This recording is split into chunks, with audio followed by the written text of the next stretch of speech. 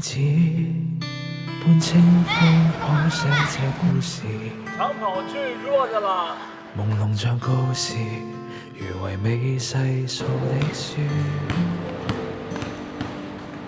從不知什麼一生大志，而其實渴望想與你相處。碰過那手指，即使是幼稚，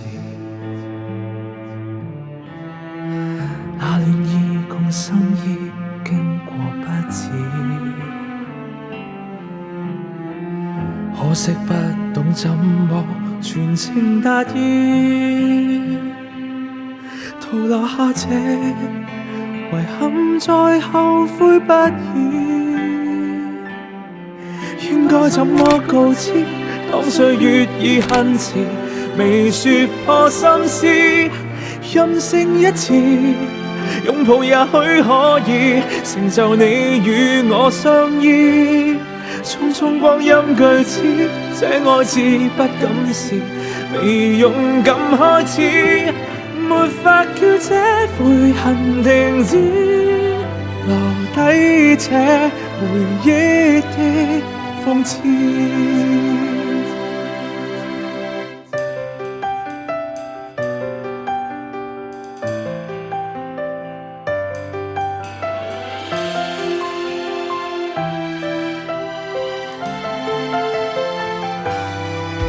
如影似正處追講到有意思，朦朧像告示，如唯美細數的書，從不知什麼一生大志，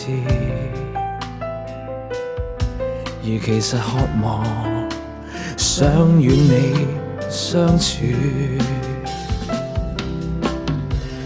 碰過那手指，即使是幼稚，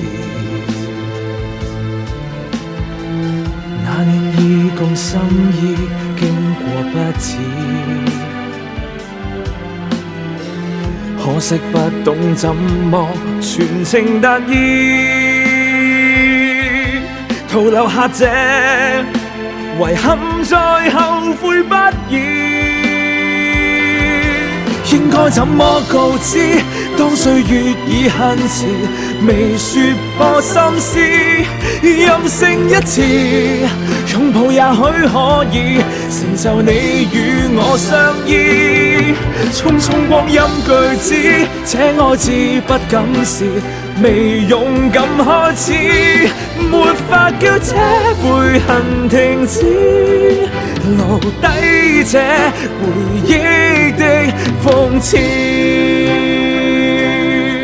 應該怎麼告知？當歲月已恨遲，未說破心思，任性一次，擁抱也許可以成就你與我相依。假使當天有知，將禁忌的心意道破講你知，亦全個寫結局成死，而不必隨青春棄置。